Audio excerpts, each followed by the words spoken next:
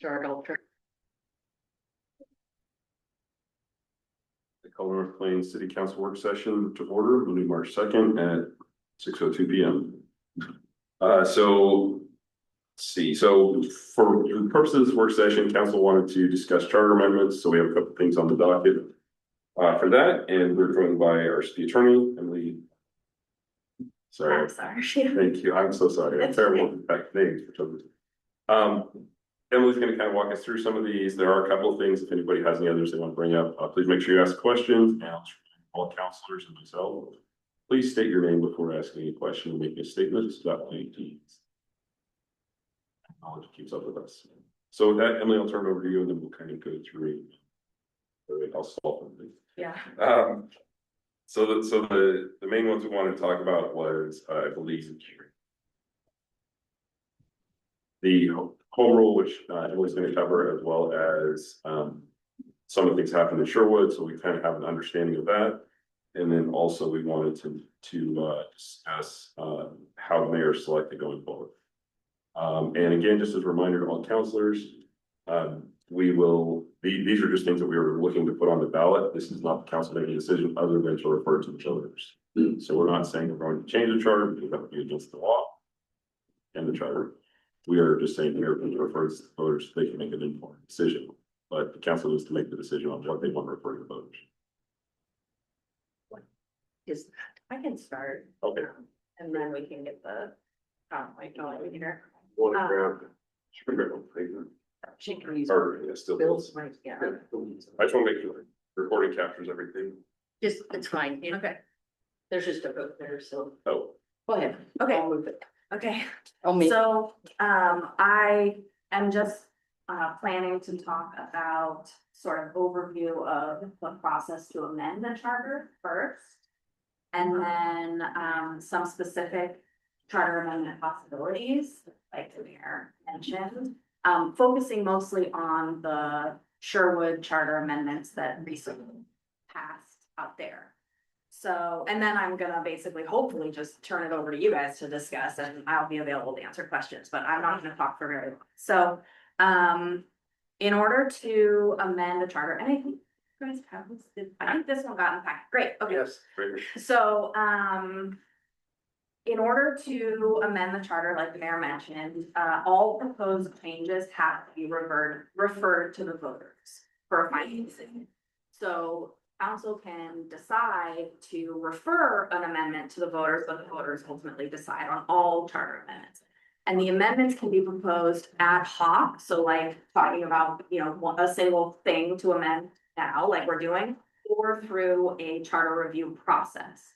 And the charter review process is the process by which the city would consider amending the charter sort of languages in the current charter and how it's meeting the city's needs or not, and what changes should be made to improve. Hey. Yay. And just real quick, if I can make a comment on Yeah. that. So, Bill and I had talked about charter review, at one point when Councilor Page was still here. And Councilor Page and I, independently of each other, unbeknownst to each other at the time, went through the charter and the, sample charter from this League of Oregon Cities, and ours was very similar. I think we only found a couple of differences. And we sent that back to Bill. So if anybody wants to look at that, that's an option, but basically ours is very similar to the standard. Just so everybody's aware. I just want to share that. Okay. So your charter does not specify the frequency or the process for a charter review, which ultimately means that you can decide. So some charters say, the council shall review the charter every 10 years or whatever and refer any amendments to the voters, and then spells out the process in detail. Yours does not. So that means there's a lot of flexibility in what that looks like. It can take many forms and varying lengths of time to complete. And some questions to be considered, if you decide to do a full charter review, are who conducts the review, and it can be the whole council, and then you just refer the voters yourself, or refer the amendments to the voters yourself. It can be a subcommittee of the council, or it can be a charter review committee with, sub-council members and then members of the community appointed by the council to do the review. Another question is how, if it's not the council, then how does the committee present their results to the council? What do you want to see? Do you want to see exact language proposed? Do you want to see sort of concepts and then work with the attorney to draft language? How do they present their results? And then also, what is the scope of review? So you can, if it's not the council, obviously doing the review, or even if it is, you should identify the scope early in the process. Do you have specific ideas, like let's improve these 3 sort of concepts, or do you just let them free rein, like look at, compare to the LSC model charter and find areas, that differ, or, what works here versus elsewhere. So identify the scope of review early on, and then what is the outcome of review is another question. So that means, do you refer a single ballot measure with all of the changes in it, or do you split it by subject? And the reason you may consider splitting it by subject is if there is a controversial amendment. And so you wouldn't want all of the amendments, like such as cleanup amendments or, legal reasons to make changes to fail because of one controversial topic. So those are just things to consider.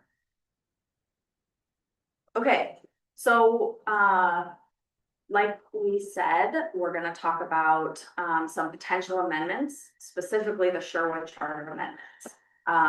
As the mayor pointed out, I heard that sort of changing the option for how the mayor vacancy is filled might be something you want to discuss. I didn't prepare anything on that, but we can discuss it now or later, whichever you prefer. So let's talk a little bit about Sherwood's 2026 charter amendments.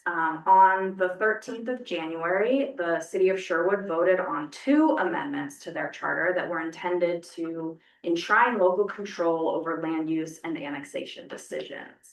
It's Measure 34-347, which related to citizen involvement in land use decisions, and that passed with almost 94% of the vote.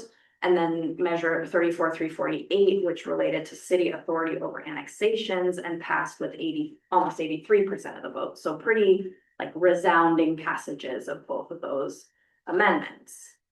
So Measure 34-347 added a new section to the charter, and this is a big block of text, so I'm not going to read it, but I will pause so that everyone can read it for a little bit, unless someone else wants to read it. I just need to save my voice.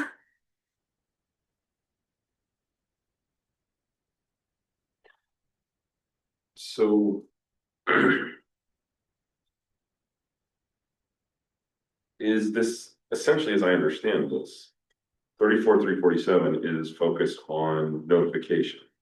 Mhm. Okay, Process, basically, not just notification, but also holding hearings, right. etc. Goal 1. Yes. Okay, perfect. So, and then I highlighted some language that I will read. Yes. And then we're going to talk more about it in a little bit. So these procedures, these land use procedures, are inherent to Sherwood's political form and are rooted in Sherwood's home rule authority. These procedures shall not be preempted by state laws that limit public engagement. So then let's talk just really quickly about 34-348.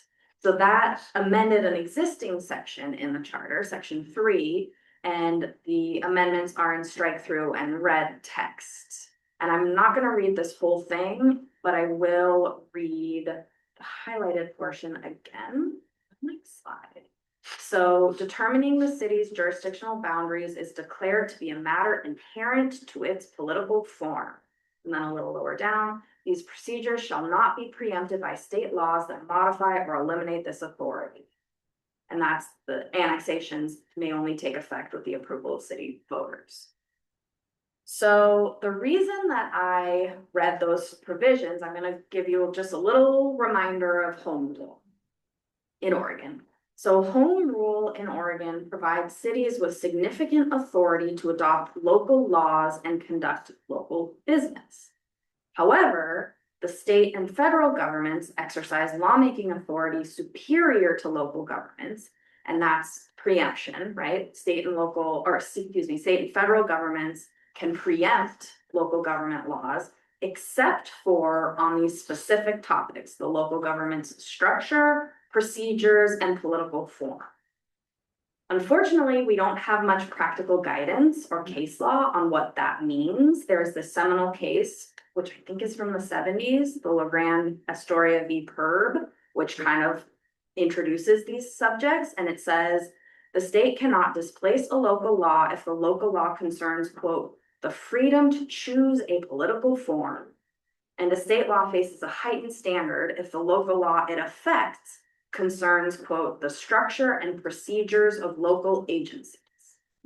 And we don't have much guidance beyond that for what those mean. Okay, so let's talk, and I'll open it to questions and conversation in just a little bit longer, but let's go back to Sherwood's charter amendments. So you'll see now that this language is all tied to home rule. So measure 34-347 says that the land use process, including notice, hearings, and appeals, is, quote, inherent to Sherwood's political form and rooted in Sherwood's home rule authority. It therefore, quote, shall not be preempted by state laws that limit public engagement. Likewise, measure 34-348, related to annexations, requiring approval of city voters because determining the city's jurisdictional boundaries is declared to be a matter inherent to its political form. And moreover, again, these procedures shall not be preempted by state laws. So I have just highlighted, or I guess bolded, the relevant words there, again, to like really drive the point home about home rule. So the question is, will it work? And I would say that there are some challenges to this type of amendment. And the first is that the state has been regulating local land use processes for decades and mandating what it looks like and what notices are required and etc. So that's a challenge, I would say. Secondly, it's not what I wrote as the natural meaning of political form. So I think of political form, and like the LOC thinks of political form as, you know, a council manager form of government, the number of councilors you have as a city. So you have, you know, 6 and a mayor, and then other cities have 9 or, you know, 5 or whatever. Whether the mayor votes, that's a political form, a question of political form. Whether a councilor represents the entire city or a ward, right? These are kind of the natural meanings of political form. And so this is a bit of a stretch from that. And then it also has, I would say, a pretty high potential to be challenged. And specifically what that would look like is, as you are aware, and the reason we're discussing this is that the city or the state is making it a lot easier to, or I guess making it easier is maybe the wrong language, is forcing cities to relax the process for certain types of applications, right? And so a developer who is seeking to do that will be then stopped by this process. And then he or she or whatever, the developer has incentive to challenge because they want their development to be in the city. So then they'll appeal, arguing you can't use your city process, you have to use the state relaxed process for me, right? So I think it's that's, I think, the most likely way that it will be challenged. But another way is that a property association could just sue directly, like the Oregon Property Owners Association, for example. Just sue, say this is not legal. So that's another way. So, but having said all that, I don't know if it will work or not. We don't have a lot of guidance on what political form is. We don't know what it will look like. It's sort of uncharted territory. But I will say, for the reasons we discussed just previously, it is very certain to be litigated because there is a lot at stake for developers and these sort of questions about whether it conflicts directly with state law. And so the litigation outcome is not certain. Okay, So then that's all on the Sherwood Charter Amendment, and whether you want to have a full charter review or discuss other amendments, I'm happy to work with you on that, but we don't have to do that now, it's up to you guys. Then I think that's it. So. Well, could we maybe start with this one, and then I think Council President Hagedorn brought up. Council success or mayor succession, Yeah. so maybe wanna, Let's focus on this. okay. Sure, so if I could, I wanted to kind of give my perspective on this, because I was one that requested this to council. So. This is likely to be litigated, I agree, this is risky at best. One of my old training officers always said, don't be the idiot that makes case law. I generally stand by that, except for in this case, and my reason being,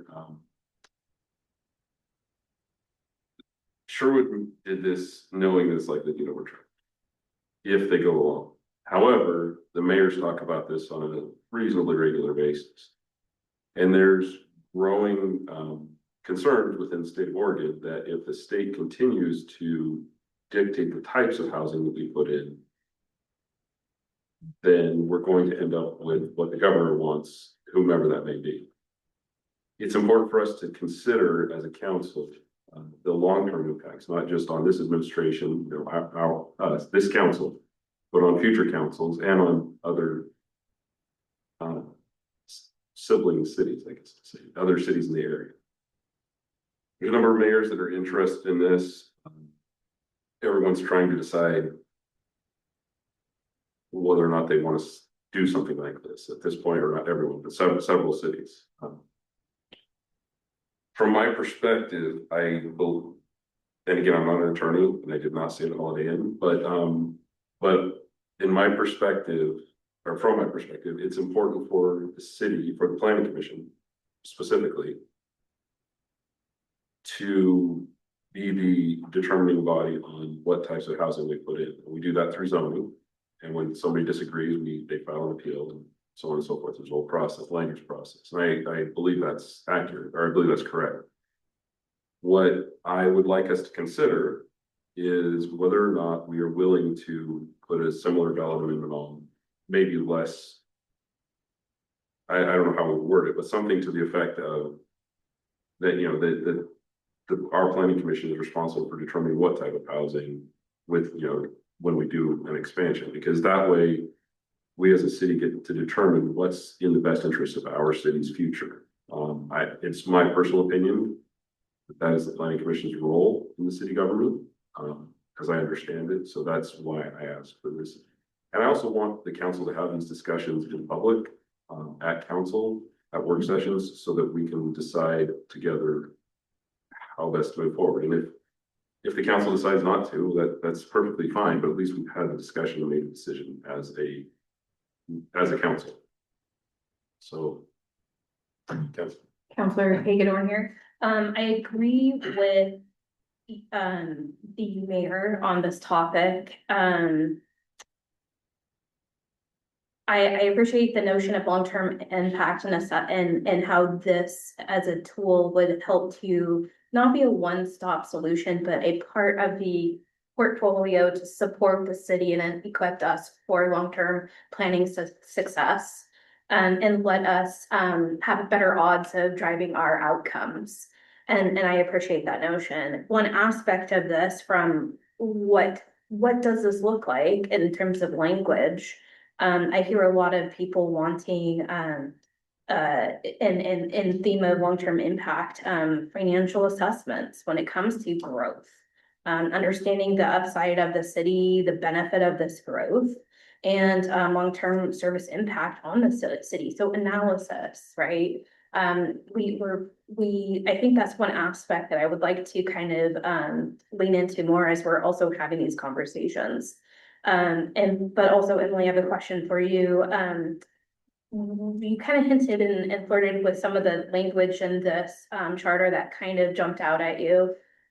Would you, like, given this in its form, was there aspects that you would recommend kind of softening And my other question for you is, do you know of any impact since this, both amendments, were passed in Sherwood?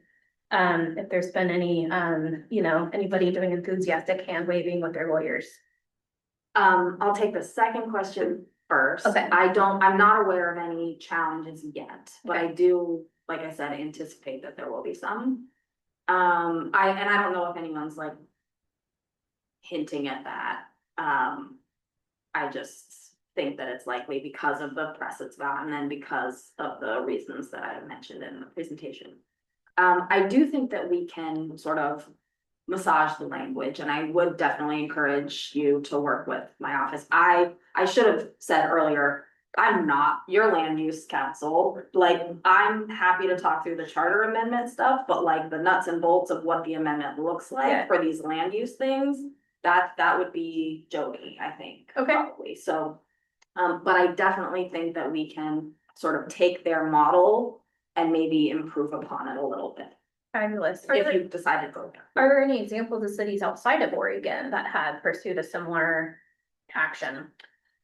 I don't know the answer to that, but I do know that Oregon's home rule is pretty unique, and also Oregon's land use laws are pretty unique. So I don't know that it would be particularly helpful to look at other states, but I can ask Jody.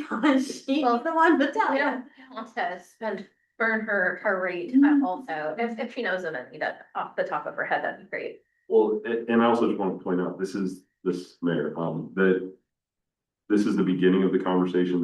We're not deciding anything today, so I think these questions are very helpful, Counselor, to bring up, because I think there's gonna be more sessions if this is something council determines to pursue, or if not, then what, but I think it's helpful to get these questions on the table. Counselor Weber.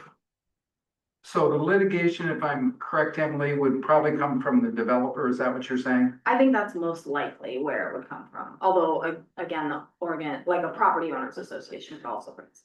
So what I'm wondering is if what Sherwood does, if only one or two cities have done it, if I'm a developer, I might say, I'm gonna pick a city that's more friendly because I don't wanna go to Sherwood because I'm gonna have to litigate it and I'll be in court for 2 years and I'll never get anywhere. So perhaps you could argue that what Sherwood did was smart because it's preemptive. It might discourage the developer, right? Because I can develop wherever I want. I don't want to spend 2 years and $100,000 in court. I mean, is that potentially a correct thought? Yeah, I think that a developer could think that, yeah. So there could be some value for the fear factor that it discourages initially the developers. And just to clarify a point, Councilor Reed, we're not saying that we would not grow, we're saying that we would determine the types of growth. So if a developer wanted to put in a green light development, we might say, well, you know, that doesn't fit the model for our city, and planning commission would make the decision. So yes, but I agree with the premise, but I'm also saying, I think we have to be careful that we're not, this doesn't become perceived as, well, we're not gonna grow. This is just the planning commission has to make the zoning fit what the city should look like. If that makes sense. Does that make sense? Sure. Sure. I mean, the other thing, I think, to clarify the role of the planning commission and the role of the council, I think the council would be very much a part of this. Planning commission isn't gonna decide this, and we ought, right? We're gonna do it together. Correct. Planning commission brings the proposal. We have to approve, but Correct. the planning commission is the land use authority, correct, for the city? Am I saying that right? The council, but The council approves, Yeah. but planning commission is the one that does the work with help of staff. Trying to make sure this comes out. The Councilor DeFortier, just to toss out, is it possible in the legal world to file like a Friends of City? Yeah, Friends of Sherwood, so that we're indicating support, but if, as the litigation happens, we're not part of the litigation process. That's definitely an option, especially because I do think that, like I said, I think litigation is pretty likely, and will probably mire the Sherwood amendment for possibly years because of potential appeals. So yes, you could file an amicus brief and show your support that way. Okay. And just to do the math here, I don't know the size of Sherwood, but they might be subject to different housing rules than, They're over 10,000, yes. so. Good point. Great. Great. Councilor Pavin, do you have any comments? Thank you. This is Counselor Papin. I would also just really err on the side of caution. When I hear litigation, I just think of dollar signs. So I'm in support of expanding other options. I also want to echo what Counselor Hagedorn had mentioned, of just, how can we think outside the box and what have other jurisdictions or cities done? But overall, I would really rather avoid any sort of litigation or risk if possible. Thank you, Councilor Reddy. Any thoughts? Counselor Reddy here. No, I'm agreeing with what everyone's bringing up. Okay. So any other discussion on this topic before we move to the next one? From an expected outcome, I mean, what would be next steps? So if the council wants to proceed, correct me if I'm wrong, I believe the next step would be that we would ask Emily to work on or come back to us with the Jody with a draft. And then we would discuss, deliberate, make a decision if that's the direction we want to go. Is that right? Yeah. So I guess the question is, does council want to continue that work? Get a couple of options, whether it's a more, what have other cities done, more financial assessments, maybe potential drafts, and also what does it look like to do an amicus if Sherwood does end up in litigation? Is that kind of what, that seems like the option. So what does council think? Yes to some, yes to none, yes to all? All? Yes. Councilor DeFord?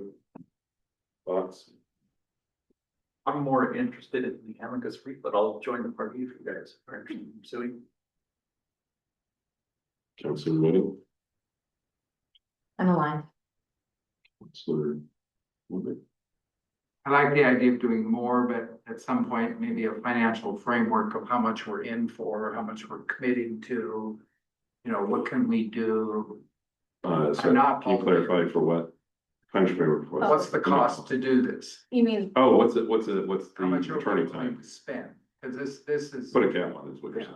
That's fair. Have a framework of what we're in. Maybe a menu of options on what it would cost, maybe?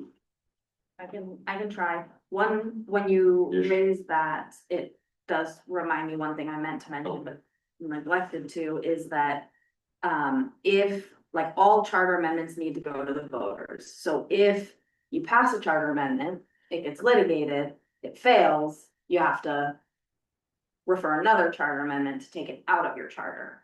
And that also that's- costs money. The costs. election, charter amendment costs money as well. So just So seems, Councilor, if I can paraphrase what I think I heard you say, it's maybe we need a report on kind of what might each option cost? Is that kind of where you're going? Yes, I think that's wise. yes. Councilor Papin, any thoughts on what direction you'd like to go? I am open to exploring this direction, but I would also be curious about a cost or best guess. I think I'd concur with the cost. I'd like to understand that better before we make a decision, but I am interested in understanding more about the options. And I think this is helpful because now I have a little bit better feel for where this might go and kind of what council thinks. So thank you. yes. Very helpful. Do we have time? Yes. Say, Councilor Hagedorn, if you want to talk about the mayoral succession, we can kind of debate or discuss, right? We'll discuss. Not much meat on the bone, except last summer we really struggled filling the mayor vacancy, and a lot of that was because of some of the framework in our charter. The language specifically has passed, but I've slept since then, but I was wondering, you know, what it would take to also update that, and if there was some, you know, desire from council to resolve that once and for all. So I'd like to give some commentary since I was unfortunately a part of that fun. Something, I was leaning in that direction and I had a lot of sleepless nights over it. And then I got some wise counsel and I was reminded that the mayor is one counselor. Technically, they're still the mayor, but they're also a counselor. So what I would encourage council to think about, and I'm not encouraging to go either way, I was just encouraging to think about this for a minute. If we change it for the mayor, then every time a counselor resigns or steps down or is removed, would we then logically have to go and do the same counselor? So that's just something to consider because you don't want to, we need to think about the long-term impacts. So if we do it for one, are we changing it? I personally think it was frustrating and it was kind of awkward, but also it's part of being on council. Sometimes we have to do hard things like that. And sometimes we have to argue and debate and disagree. So I'll just give that as a perspective, but just consider if we do it for the mayor, then what does that mean for the councilors? The other option that previous Councilor Page pointed out is you could also have a council president succeed the mayor. Or we could keep it as is. We could also add in a specific way of handling it. But again, that would require, there would be a cost to that with going to the election. So as we're thinking about costs, I just want to kind of think that through. And also I would like to not be in that position again, but I guess that's what we get for being up here. Councillor Weber, my only thought on that is it happens so rarely. How much time, energy, money are we willing to do to make it? I would change it very quickly if it wasn't the charter, but the charter's not easy and it's expensive then. If this happens every 50 years, I mean, we made our way through it. I'm not aware, you know, I've talked to a few people who've been here a long time and this hasn't been a common. It's twice, if I remember right. Twice in history it's happened? As far as I can remember, I believe Mr. Kendall became the mayor. I believe it was a coin flip, and then, yeah, that was my understanding from speaking with a couple people.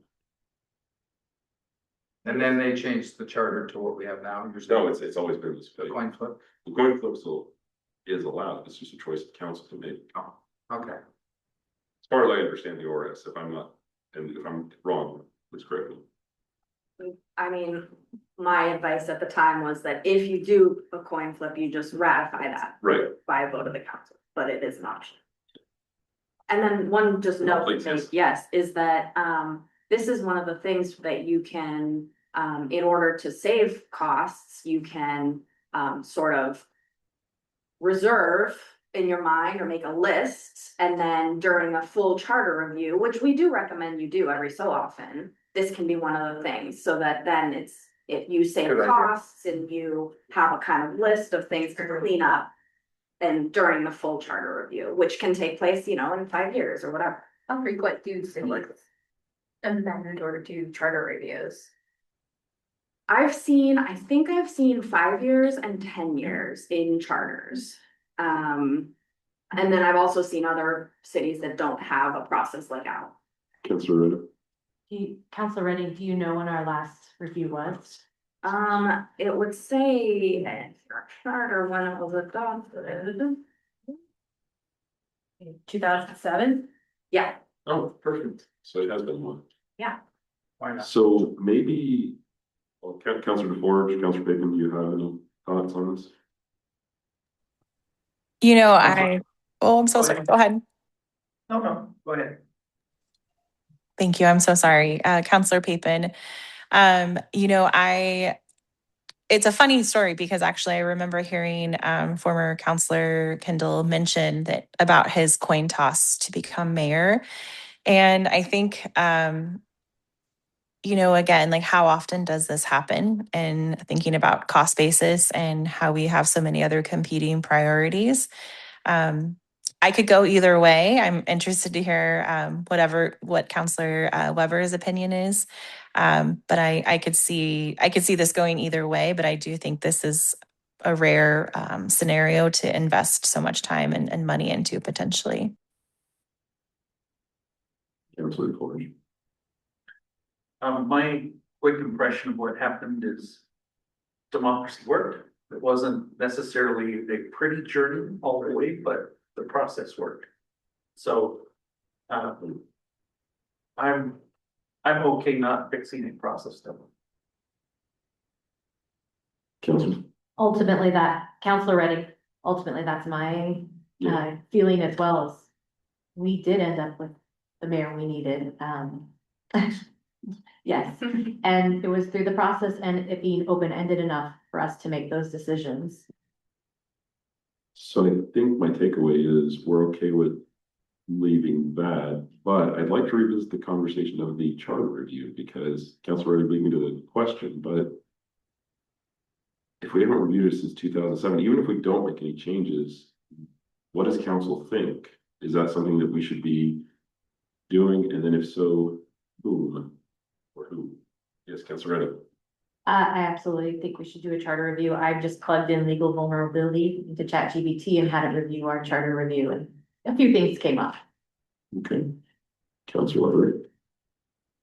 I think after 20 years, it makes sense to be able to, every 20 years, we should. Sort of Forge. I could sign up for that. I guess I would recommend sequencing it after TGM zoning. I love it. That makes sense. Councilor Hager. I'm aligned with what Mark said. Councilor Papen, thoughts on charter review and I'm also aligned with Councillor DeForge in prioritizing the TGM first. okay. So I think Emily and Bill, I think what we would like to do is schedule that, but maybe further, a little bit further out. And then maybe Emily, if you could give us some advice on how often is this something we should put in ordinance or how, I'm sorry, Bill or Emily, I don't know what the proper term here is. Because it wouldn't be in the charter, right? You mean like the charter review process? Yeah. No, I think probably a resolution would Okay, be thank you. sufficient for that. I mean, unless you decide you want to No. put in the charter. Because I also want to give a future council the ability to modify without having to go to the voters. Yeah. And I mean, unless there's a reason not to. But it seems like that's something that council should be doing. Yeah. Because I personally think it would be nice to have a subset of council and a subset of citizens that do it personally. That's just my, because we bring in more people. But yeah, so okay, that makes sense. Okay, wow. So I think the takeaways are Emily's going to come back to us with some kind of rough numbers on different things so we can make a better decision around what do we want to do about the home rule pieces of zoning or code, whatever it is. And then as far as the mayor, we'd like to leave that process as is and just continue to try to work through the process and let the system work until it doesn't. And then finally, we're gonna prioritize the charter review process after the TGM and the development code with the planning commission. And we're going to work together to come up with a process on how we'd like to see that happen and a frequency and we'll put a resolution. So this is great. We're actually done early. Anything else? We'll go to the order. We'll get through. Emily, Bill, thank you. Bill gave me a lot of help on figuring out how to put all this together, so I appreciate that. Emily, thank you for all your work on this. It's been helpful and I feel like we all learned a little bit tonight. So thank you, and we'll be adjourned until 7 o'clock. Very good.